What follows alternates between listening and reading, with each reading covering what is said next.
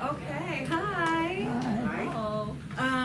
For those of you who don't know me, I'm Alexandra. I'm the occupational therapist. Occupational therapy is kind of a wide spectrum of things that we deal with. So a lot of the times if you've worked with an occupational therapist, it's on really boring stuff, like how to put your socks on after you've broken your hip and stuff like that.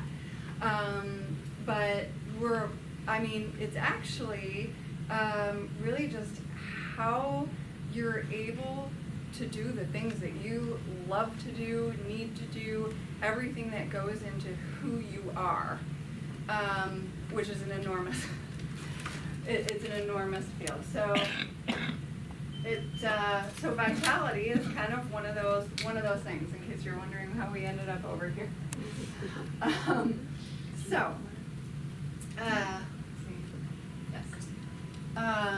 Okay, so the question we'll start off with is, what gets you out of bed in the morning? What excites you about a new day? And you can just kind of think it to yourself. There might be more than one thing. It definitely, I feel like, can change throughout your lifetime, right? And it doesn't have to be anything major either. Sometimes it's just, I want to get up because I love coffee. Or petting your dog, or I get to see my friends today, or something, or wow, I love my job. At one point, I love my job, I want to get started. So there's so many things that it could be. None of them have to be like earth-shattering, and certainly those things change as your life changes. Okay, so we'll start with just purpose. What is purpose? So it's defined as the reason for which something is done or created, or for which something exists. It's the reason why you do what you do. And sometimes it's sort of the forward path, right? So you do things because you're trying to get to, that point B in the future, what you really want to do. It's your intention. Does anybody do yoga or Tai Chi? Mm-hmm. Yeah, so you usually start a yoga class with setting your intention, right? Your purpose. So it's kind of a great way to start your day too. It doesn't have to just be your yoga class. Why am I here on my mat? But okay, what's my purpose for today? Hopefully it's not just your list of chores, right? It's what do I do those chores for? What's that real big goal? Why am I doing it? Okay, so you have purpose. We all have purpose. You were created for a reason. If we're all still here, it's because we still have stuff to do.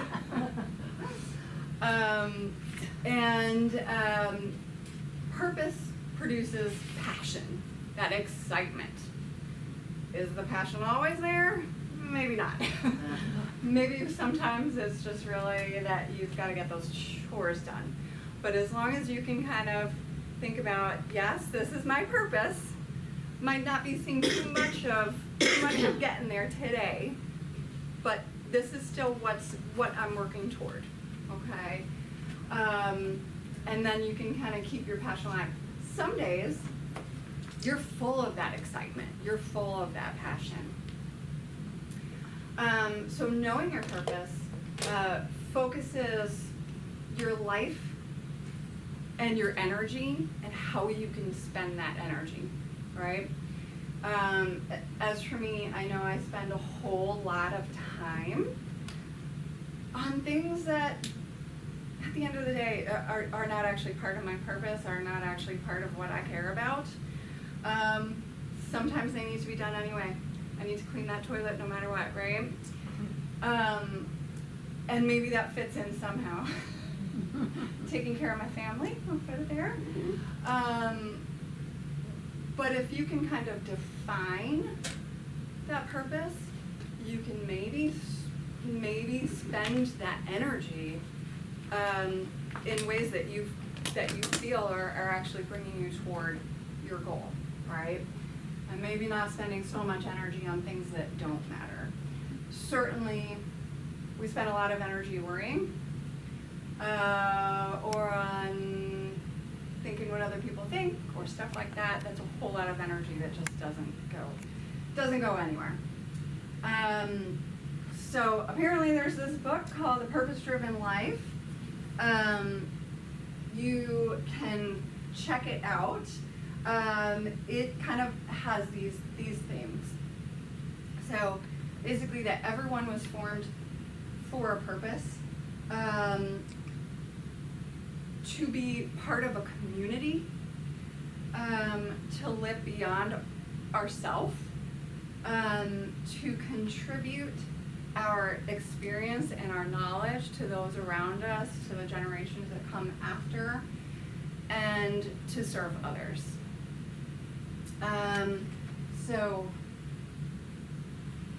Okay, and then this is kind of just a funny little acronym that basically everyone has a unique shape. Everyone is like a snowflake. You have these special gifts. You have heart, you have abilities. Maybe they're abilities that took years to hone. You've got your special personality mixed with your unique experiences. And this is what gives you shape, your unique shape. And this has incredible power that you can share with others, that you can sort of use toward fulfilling your purpose. And I think that's what's really important, is all of your unique experiences and personality and abilities and everything. That's what you get to use to help others, to serve others, to be a part of your community.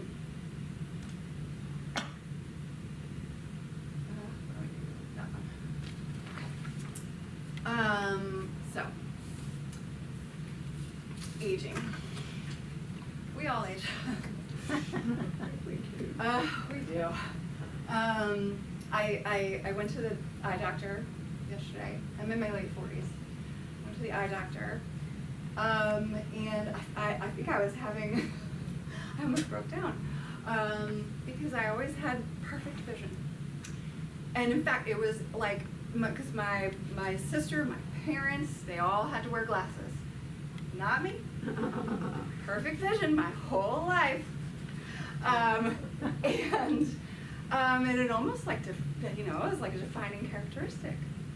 Well, in your late 40s, that becomes no longer the case, right? And I went to my doctor and I said, well, I have these glasses, but they're like not even working anymore. I can't see my food. Like, what is happening? She's like, you're okay. Your eyes are just aging.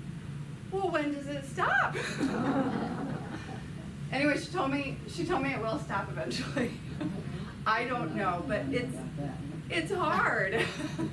It's hard because you definitely, life is constantly about reinventing how you see yourself, right? So, aging begins at birth. It's just the passage of time. It is progressive. It is inevitable. It is definitely better than the alternative. And there's not much you can do with that. The years just keep going by. But there are things that you can do to keep yourself vital, to influence how you age physically and how you age psychologically. And certainly those two things will interact with each other as well. So, are you someone who looks at each step in the journey and kind of sees it as another thing that you can learn and another way that you can build yourself? Or are you one of those people that's, you know, every obstacle is like, oh, why is this happening to me? And the one that you are definitely will define kind of how you see yourself and how you age psychologically. So if we can be those positive people and take every sort of, you know, bump in the road as, oh no, like this, oh. Yeah. Oh, we're good, okay. Shut down my book. Take every bump in the road, if we can be positive about it and take it as just sort of another thing that we get to learn and experience and grow from, then we will all age better than otherwise. Okay. So there are some fun things, right, about aging. You get a discount. You get to experience your changing roles and building your legacy. You get to just hopefully have some wisdom through life experience. You get to pass on that wisdom. You get to be you. Right? I have an aunt who's kind of been like that forever, you know, she's the special character, so now she definitely gets to say, you know, she's eccentric, so you get to be who you are, you get to be unique. And you get to experience your family and your grandkids, and from what I've heard, then you get to pass those grandkids back on to their parents, and life is good. So there's a lot of great things, right? So, okay, there are some challenges.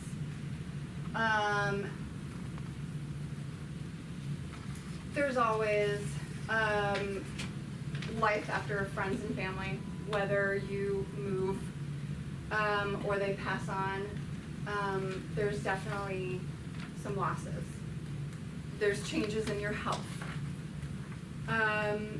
There's just limitations of aging. There's new equipment that you have to use, you know, the cane or the walker, different ways that you have to adapt to changing eyesight, all of those things. There is having to live with a plan B, right? There's always that plan A. Mine is that I'm going to be on the beach, you know, living life, but there might be a plan B in there. I don't know. We'll see. So you always have to, you know, adapt to it. So, okay, this is one of these other acronyms. So, resist. So it's let's resist negativity about aging. Remember, every step is intended to be what you were intended to be. So every adaptation that you have to make, every loss, every plan B, just leads you to the person that you were intended to be. Okay, and if we're able to think about it in that way, and not a you know, kind of glass is half empty, why is this happening way, I think that you'll be able to be much more resilient and have that positive attitude and stay vital and stay active in the community and everything.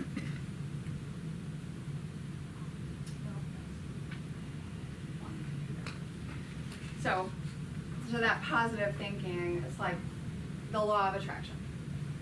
So thoughts are magnetic and have a frequency. You might think that's kind of like out there. But I have a friend.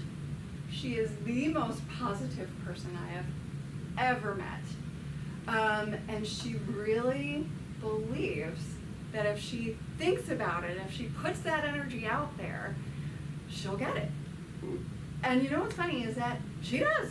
So, and not only that, but when she doesn't, or when it just takes longer than she expected, she's okay. You know, she sees that as, okay, well, I still need to learn this. I still need to do this. But that's there because I put that out there and it's gonna come. And it does. And she's able to just be this exuberant, just wonderful person. And I think it's like half of it is because she has this belief.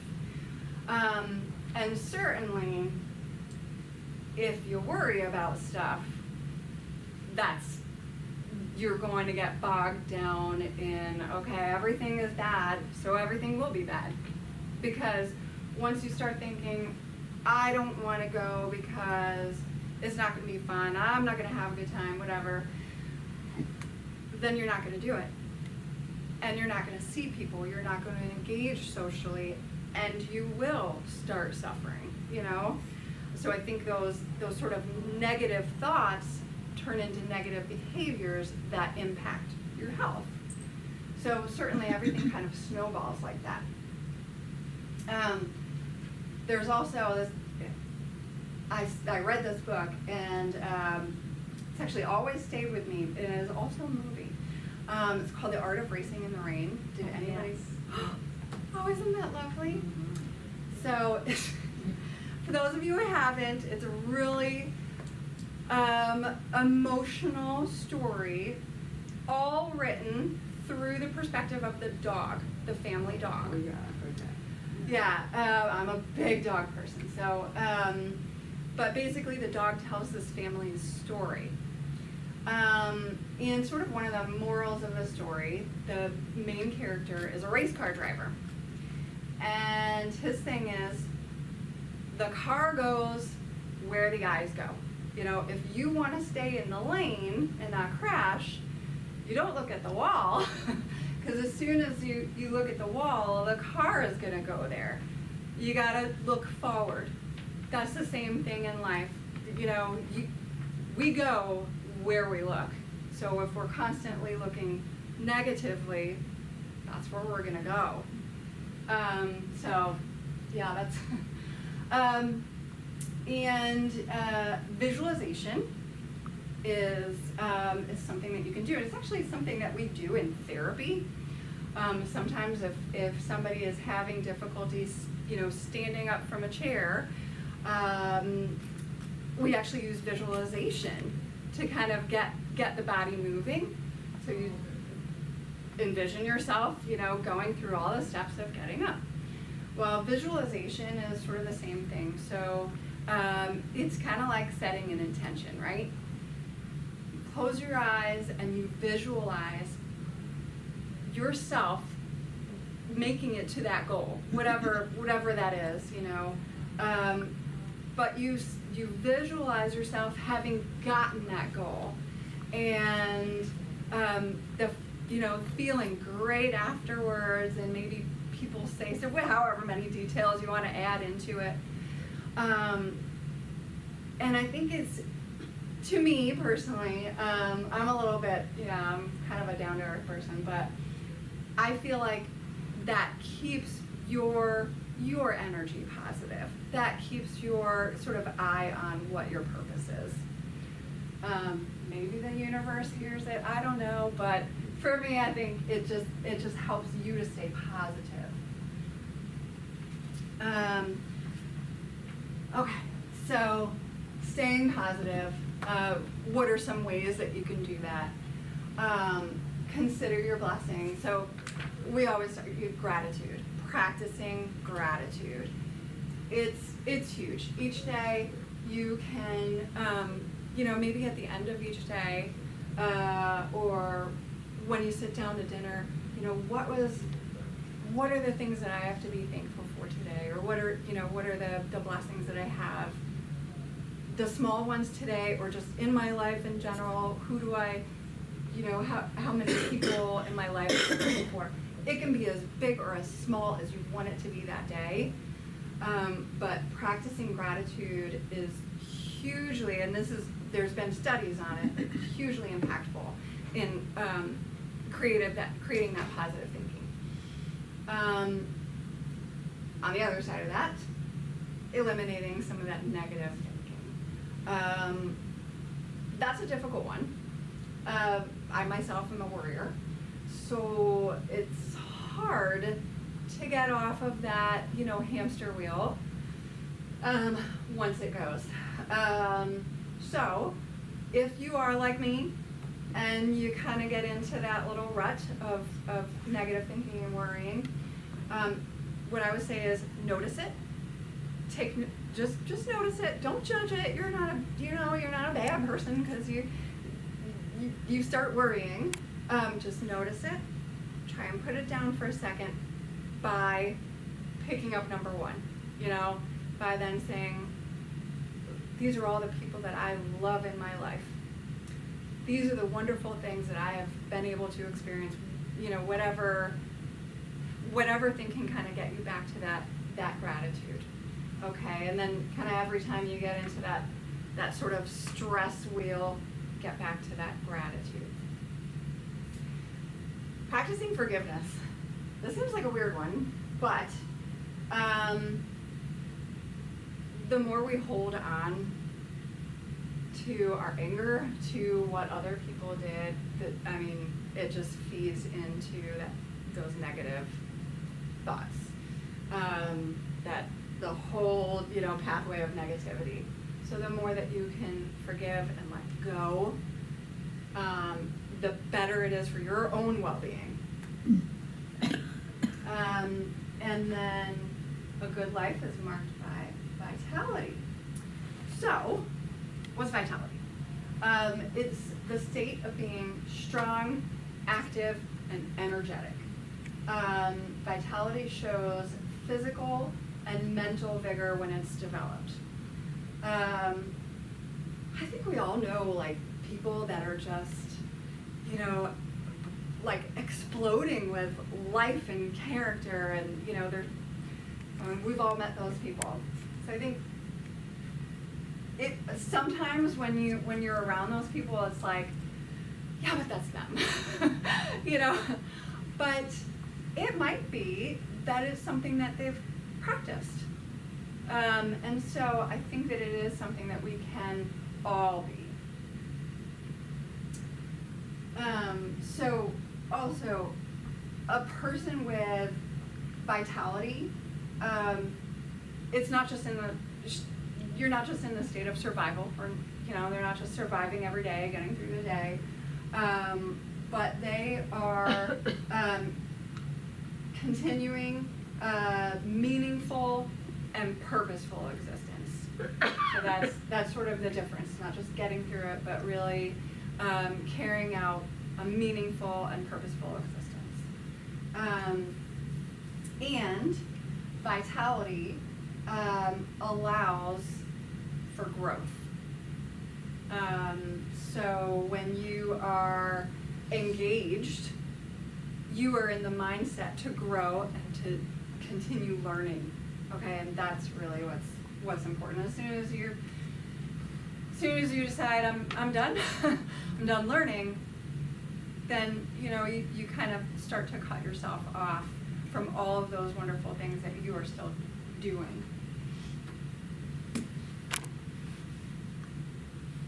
Okay, resilience is the ability to withstand adversity and to bounce back from difficult life events.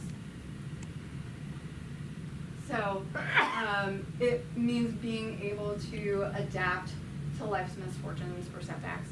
So that coming up with plan B.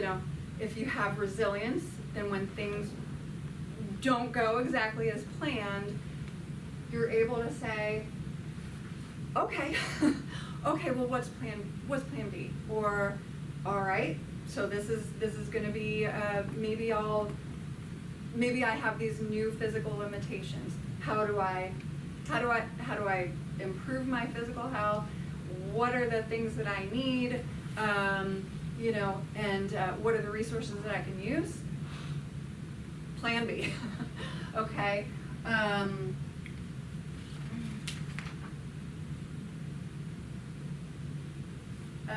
So basically, you know, life is full of, that is pretty much what I said, but life is full of challenges. Sometimes you might have to come up with a plan B. Sometimes you might even have to seek a new purpose. And you become a blessing to others. So, my mom retired right before the pandemic. Not a great time to retire, because then she was stuck in her house, and she hadn't come up with a plan B yet, right? She had just retired. She was a dietitian, so you know, she was like busy working in a hospital and then working in like a skilled nursing facility, and it definitely took a while because the pandemic, you know, had her stuck in her house. Her husband has some health issues. As soon as it started to, you know, the world started to become normal again, she switched gears entirely. She started volunteering at a bird sanctuary, doing like really like cleaning bird cages and cutting up their food and all sorts of weird things. She loves it. She's got this whole other life now. She's been asked to speak at different locations. She's been asked for her expertise on how to build a hummingbird garden at like a skilled nursing facility so that the residents there would have, you know, optimal hummingbird viewing. She's become this whole other expert. And so I think she's really had to see how, you know, you kind of can be on one path,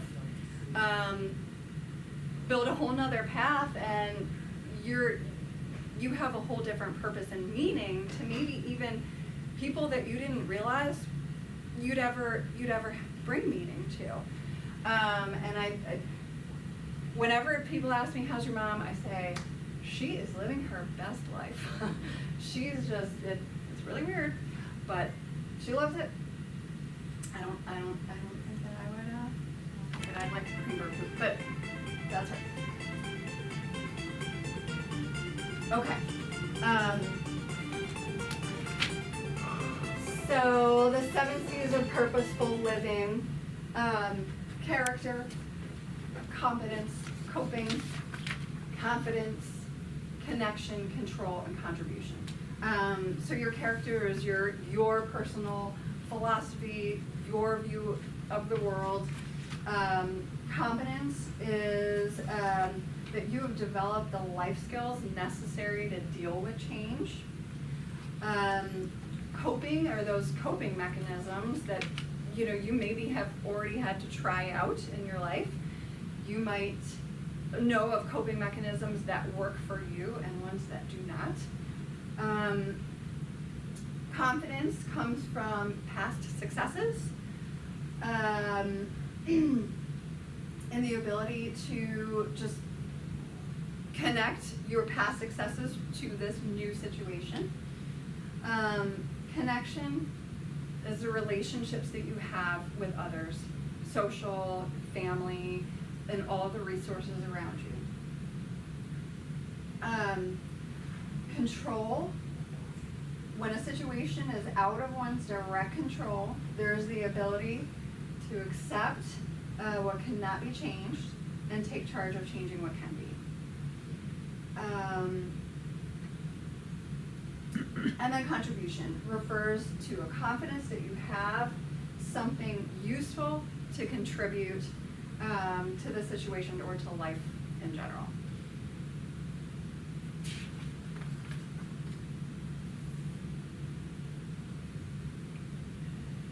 Okay, so I think this is one of your handouts. So tips to improve your vitality and promote engagement. Get connected. Honestly, if there's one important thing, that's it. And I think you guys are all here, so I feel like you probably already know this one. Social connection is absolutely everything. It first of all puts your nervous system in a state where you're able to relax, to feel like you can sort of rest and be safe. You're gonna have resources. You're gonna have meaning. That is the most important thing. And are you guys familiar with blue zones? Have you guys heard of blue zones? Yeah. Where everybody lives forever. Yeah. Well, not. But like it's like the 6 places or 5. I forget how many places in the world with the highest number of super centenarians, right? Mm-hmm. And the things that they found, it's not just. It's actually like a bunch of things, right? Right. Yes, they have a healthy diet. The exercise. It's the exercise, but it's a particular type of exercise because it's exercise that they do throughout the day that's kind of interwoven in their life.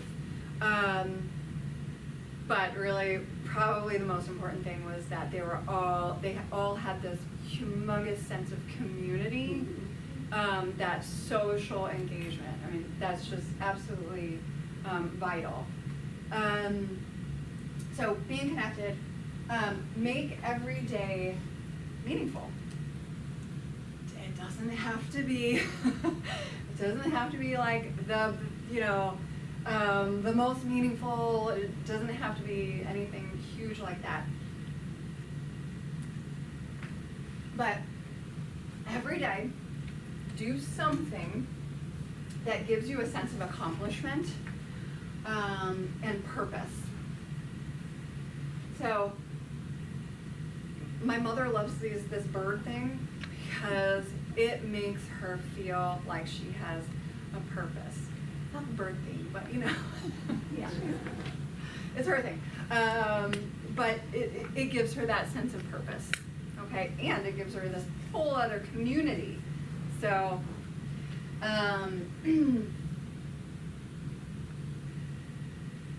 learn from experience.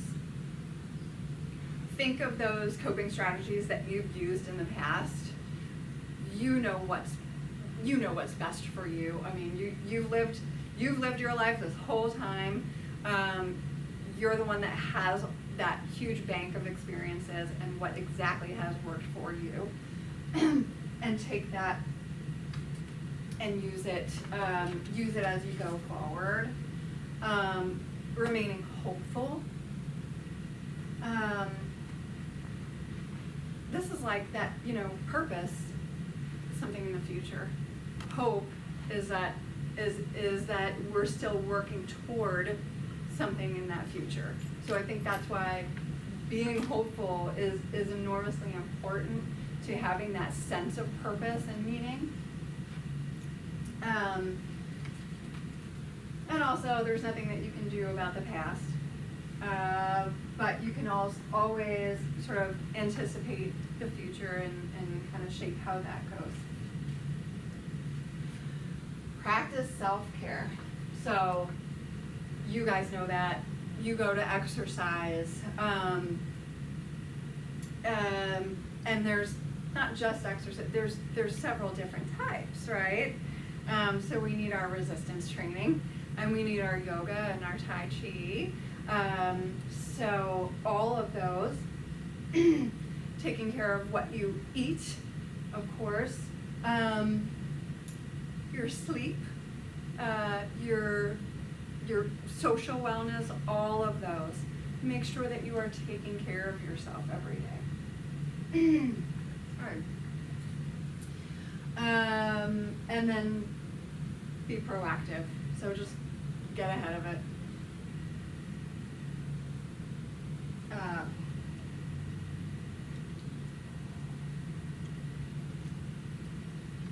Okay.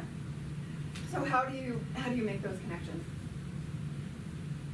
I feel like for you guys, you probably do this, but this will give you talking points for your friends that don't do it a whole lot. So activities with others provides mental stimulation as well as fun. So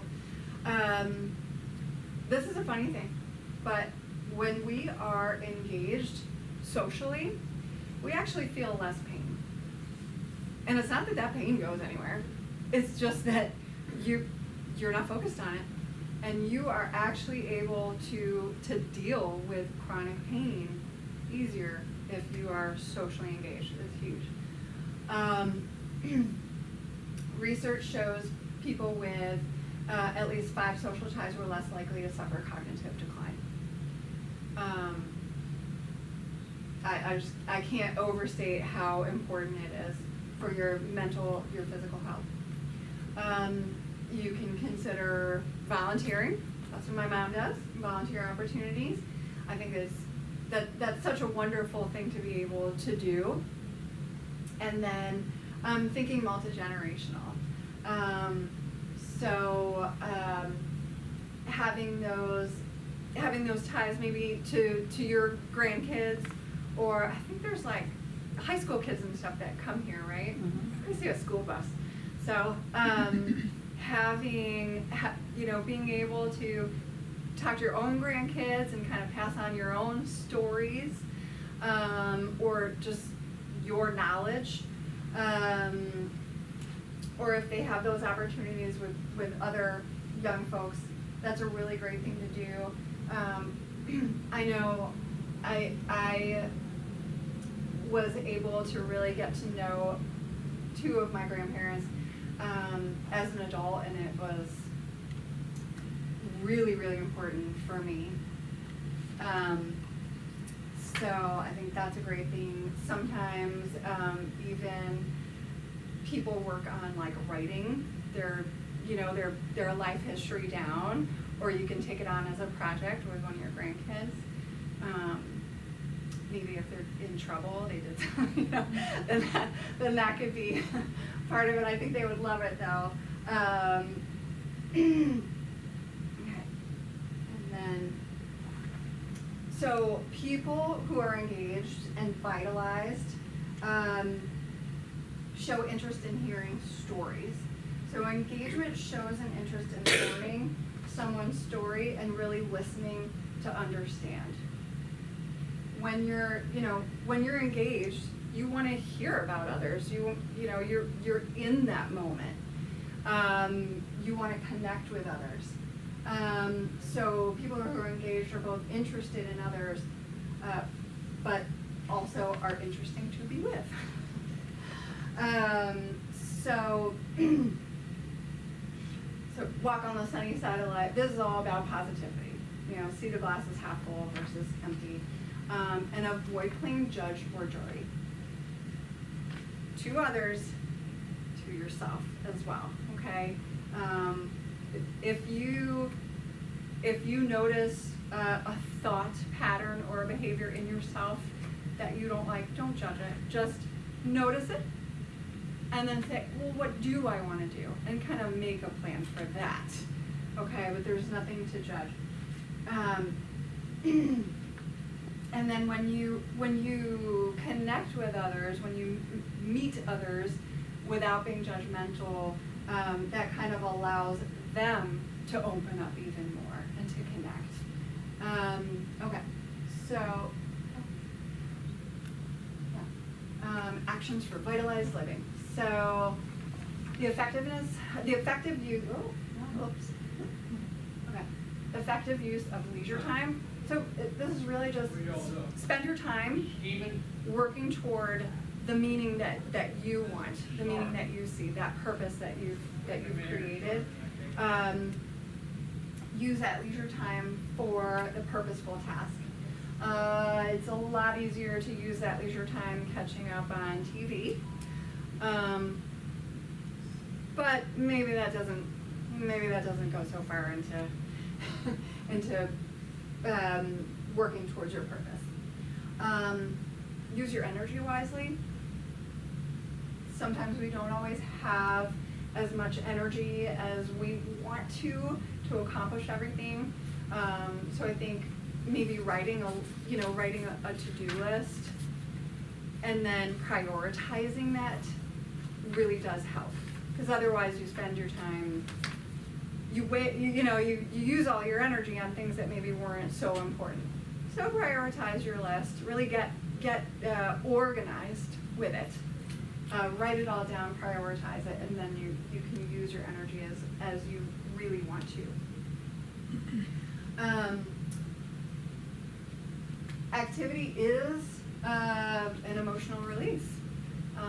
Physical activity does allow that emotional release, so don't forget your physical activity. Personal pampering, I love this.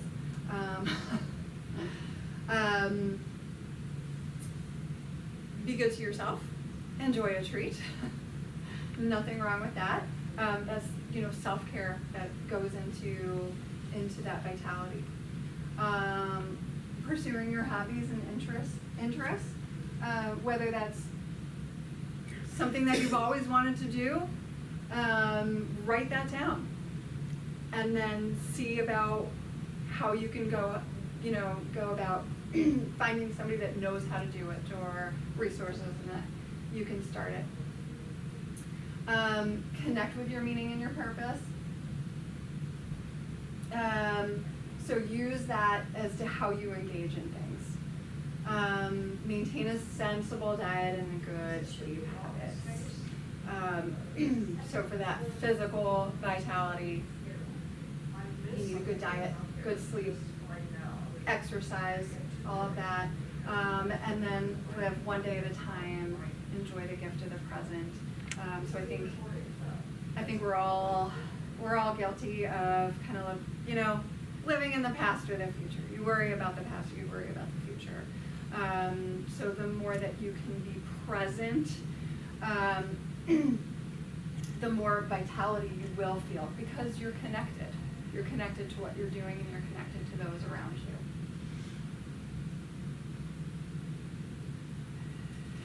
Come on, little guy. Okay. So just positive thinking and reflection. So believe in yourself. You got the ABCs of thinking: your actions, your beliefs, and your considerations. Just to develop a mental image of being a success. That's the visualization. Create a vision and see it happening. And then believe that you're going to succeed. So there's no sense in starting on a project saying, well, I'm never gonna get it, I'm never gonna finish it. Just believe that you will and keep working toward it. So act like you will. Because if you're persistent, you will.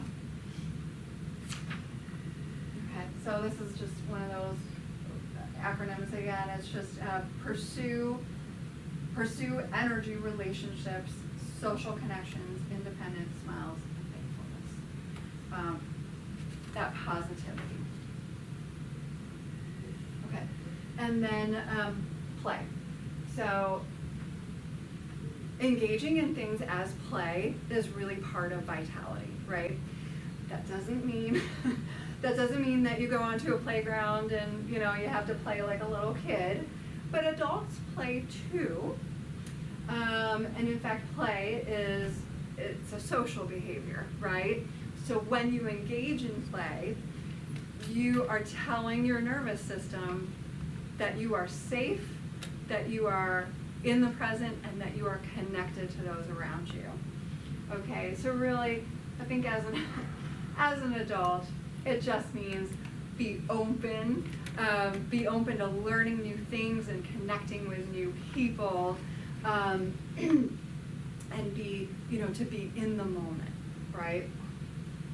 Okay.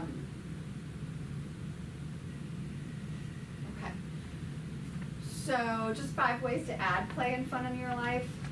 Schedule a time for a hobby. I know sometimes, like, the list of things that we do is so long. It's like, okay, I have to do this, and there's this talk, and there's this. Find a little slot in there for the thing that you want to do. That's your hobby, okay? And then if you have a calendar and you want to put it on that calendar or on that to-do list, then you'll follow it, and you make time for yourself and your hobby. Enlisting social support. Why not? Everything is better with friends, right? Playing games, and that really could be like, playing card games or whatever other fun games you want. I don't know about visiting a park or a playground. I guess that's a funny one for me. And then stop and smell the roses. That just means, again, it's just another way of saying be in this present moment. Okay. So kind of like a starting point for all of this. I don't know why this slide is all the way down here, because I would think you should put it at the beginning. But taking an inventory of where you are now and where you want to go. How are you? Maybe you can start the day with that, or maybe after your coffee, and then ask yourself that question: how are you? It might be, I feel like sometimes I get into, I'm tired. Am I tired though? Like, I just kind of say that, right? I'm not. I feel good. So ask yourself, and then really, consider it for the moment. Well, right now, what do I think? And then thinking about the 3 things that matter most to you, because that's how you can channel your energy and your purpose. Like I said, I spent a ton of time on things that are not really driving me toward my purpose. But if I think about that, what are the things that matter to me, my family, my kids? Okay, then how can I spend my day or my time? And time is precious. How can I spend that toward what really means the most to me, the people that matter the most to me?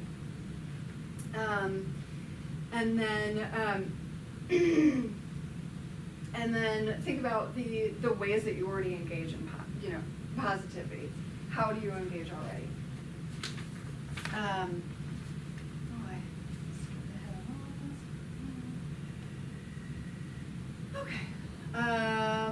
So I think we kind of already talked about this. So think about, and you can really kind of take this as a, plan. You can go through every single one of these and plan it out. So think about what gets you excited. And you know what? That might not be what it was a year ago or 20 years ago or yesterday. Think about what is you're passionate about. And then how you define your purpose. Who can help you? Everybody's got helpers. This next one is a really big one. This is kind of where OT comes in, really. What barriers do you need to overcome? So sometimes it's your energy level, Sometimes it's that you're really busy with other stuff, or you forget, or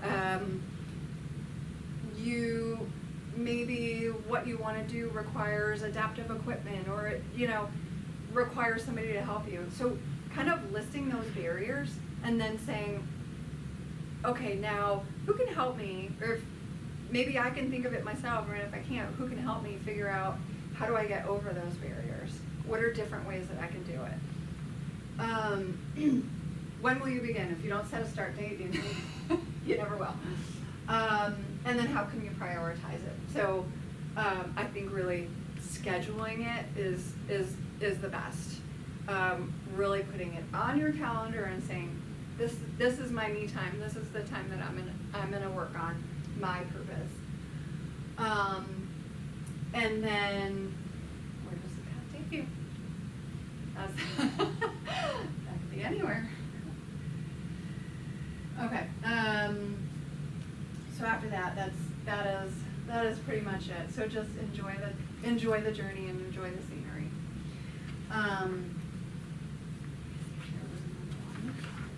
Oh, I do. Well, you can think about this. What one idea did you learn today that you will use to live purposefully? You don't have to answer that out loud. You can think about it. If there was kind of one idea that stood out to you, and you're like, okay, that makes sense. I'm going to work on that. So here at Mason Pointe, I think with the activities team and therapy and everybody else, we spend a lot of time working on well-being, right? So I think that,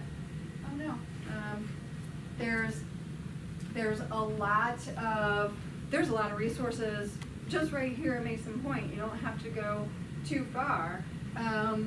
So group classes, whether that's fitness, strength training, or the yoga, you get a little bit more into the mind body. There's a class over in assisted living, and I don't know if they have it here. It's something very funny, but they basically say words and then say whatever comes. Oh, improv, it's called. I've never done it, but I walk past it. Everybody's always laughing and having a wonderful time. That's play. That's play right there. So do they have that over here? Oh my gosh, it sounds like so much fun. Is Jim doing that? Who's doing that? I don't know. Oh, I don't know who does it. I just I always walk by, and everybody's always giggling and having an amazing time. I never even noticed who was in charge of it. I'll look into it. There's supervised fitness center sessions. I think there's like personal training and stuff. There's aquatic programming. You guys have all sorts of presentations where you can, keep learning about all sorts of things. You name it, we have it, right? So the more you get involved, the better. And it doesn't have to be these big things. It can be, small group social activities. Those are the best. Yeah. My sister-in-law always said, life is what happens when you make other plans. That's right. So it really go is. with it, go with it. Go with it. I'm like yeah. your friend. That's the way I am. There it is though. If it's not working out today, it may work out tomorrow, but do it today. I love that. Yeah. Yeah, I love that. I think different people are definitely, takes them a little bit longer to kind of get on that train, right? My father is the exact opposite. He was a mathematician his entire life. He will never stop being anything but. Right. He lived in Switzerland when he retired, so they made him retire. They don't let you work past 65. He had a really hard time of it. Really hard. So he's actually just found ways to do math without getting paid for it. So he's one track minded, and that's that. And that's fine. That's fine. Was he an actuary? I'm sorry? Was he an actuary? No, he's a professor. Oh. Yeah. But that's all he's ever been. And that's how it, but so he found another way to do that. Yeah. And then there's people like my mom who just are like, yeah, I'm taking another train entirely. So it's all valid, right? Whatever works, right. yeah, and keeps you vital and keeps you engaged. I think that's the most important thing. Engineer, I'm sorry, go ahead, yeah. One of the hardest things though for people our age is that we can't do a lot of things that we used to do. That's right. Mhm. So then you Limitations. really have to find other things. You do. So that's kind of like that obstacle. Yeah. You can't do it anymore. So what do? Do something else. You do something else, yeah. And or sometimes you're able to do that thing in a different way. You know, it kind of depends. But sometimes you're able to kind of adapt to it. Or you do something else and if you're able to kind of take it as like, oh, I get to learn this whole new thing now. Exactly. Okay. You know, I mean, life is all about experience. You get to experience something totally new. Let's experience everything as much as we can, you know. But it's definitely, that's like, if you have things that you want to do, and then you have these barriers to it, that's when you have to maybe think a little bit, you know, maybe kind of come up with creative ways, how can I get around that barrier, or, you know, find something. What else is there? Engineers are kind of like your dad. We can almost spot the engineers here. The way Oh my they do gosh, I things. know. Yeah. I love the engineers because I feel like I can always figure out how to relate it on their terms, Uh-huh. because I had to They're so do it with my methodical. dad. Yeah, very methodical. That's a whole other way of thinking Yeah, about yeah. things. Does anybody have any questions or comments, or? What was the name of the book you mentioned about the dog? Oh, that The Art is of The Art of Racing in the Rain. The Art of what? Racing in the Rain. I think it's Racing by- in the Rain. Is that Mitch Albom? No. No. He was a military person, right? And this dog kept following him. No. Oh. He was a race car driver. Yeah. Oh, a racer, you said that. Yeah, The Art of Racing in the Rain. Do you have a pen? I can write it down. That's all right, I can remember that. You can remember it? Okay. It's a great book. If you like dog books, It is excellent. oh, but you'll cry. Mhm. Just. What were you gonna say? Do you have any, good methods to get you to sleep at night? Oh, yeah. Yeah, I actually, a couple months ago, I had a whole presentation on sleep. Tell us a little bit about it. So, sleep is one of those hard things, and it kind of depends on exactly what's going on. There's a lot of things that you can do. So one of them is, it's called sleep hygiene, which basically just means make sure that you do the same thing, like your nightly routine is exactly the same, that your daytime routine actually is pretty much the same too. You know, you don't want to get off schedule, so you go to sleep at the same time, you wake up at the same time. Thank you. You're welcome, thank you. You know, keep that same nightly routine. Turn off the screens. Well, how soon before you go to sleep should you turn off the screens? That varies on what source you look up, but mostly they say like an hour before. And try not to have a TV in your bed, which I can't do that, but In your that's bedroom? in your bedroom. Your bedroom is supposed to be for sleep. So if you associate it with watching TV, then you're still gonna be up. Yeah, but then there's some relaxation techniques. I don't have television in my bedroom. So a lot of times, like I said, I'm a worrier. Like my brain gets on that hamster wheel and it's so hard to get off of that. So then you want to use some relaxation techniques. So your deep breathing. Oh, okay.